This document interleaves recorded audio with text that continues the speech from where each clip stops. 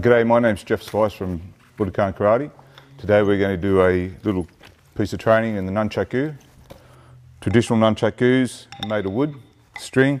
Today we're going to practice with the basic practice set, which is a ball bearing, chain and foam, obviously to protect the student. Assistant today is Lucy O'Connell. She's going to help us teach you how to practice the twirl, figure 8 twirl, catching behind under the arm, and our first kata, which is called Nunchaku ich. First part of the practice today is being able to catch the Nunchaku behind your back and also under the armpit. So what's important is trying not to have the Nunchaku come out too far, more so up in front. That's it. This side a little bit more this way, Lucy. That's it.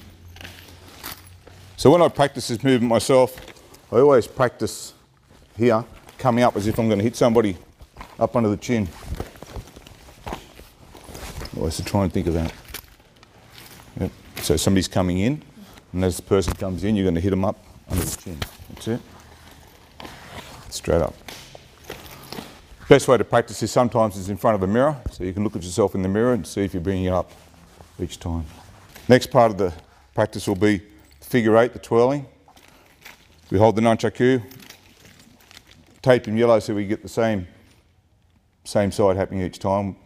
The Nunchaku will twirl from this side across to the outside of your body, nice and relaxed. What's important is the wrist movement and the elbow close to your body, not having a big arm movement. We want a nice little slow, steady movement. So just twirling out.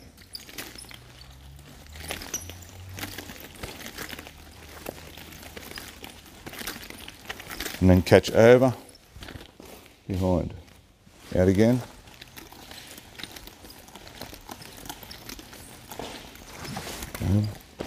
Ich.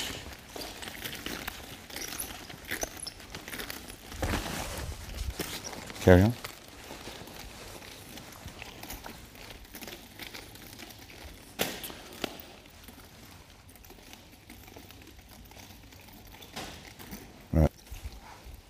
Got to make sure that the elbow is partly bent, the arm's not fully straight. We don't want a straight arm, straighten your arm.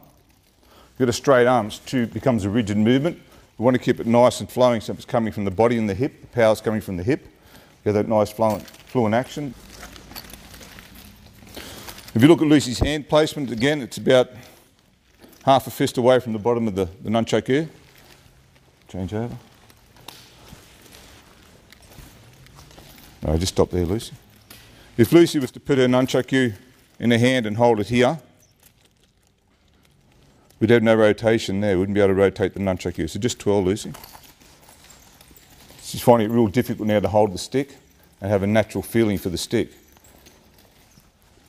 As she brings it back, she can loosen her grip a little bit and focus the grip on these two fingers here, relaxing these, and this allows this wrist action here.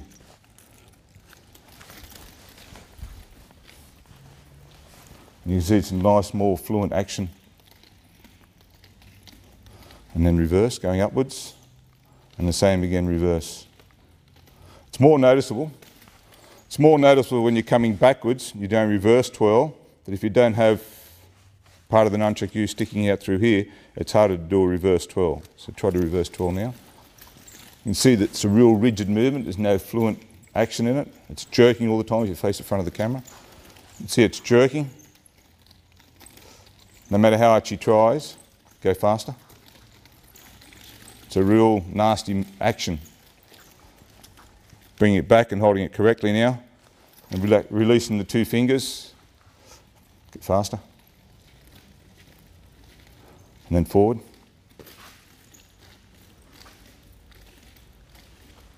And relax. Very good. Also, you'll see some practitioners hold it tight. This is more for the demonstration purposes or fancy movements, which we'll get into in another clip later on.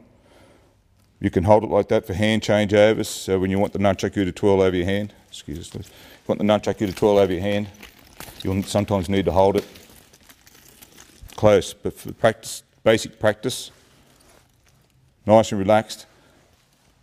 Don't choke the Nunchaku, twirl, and keep a nice fluent action side to side.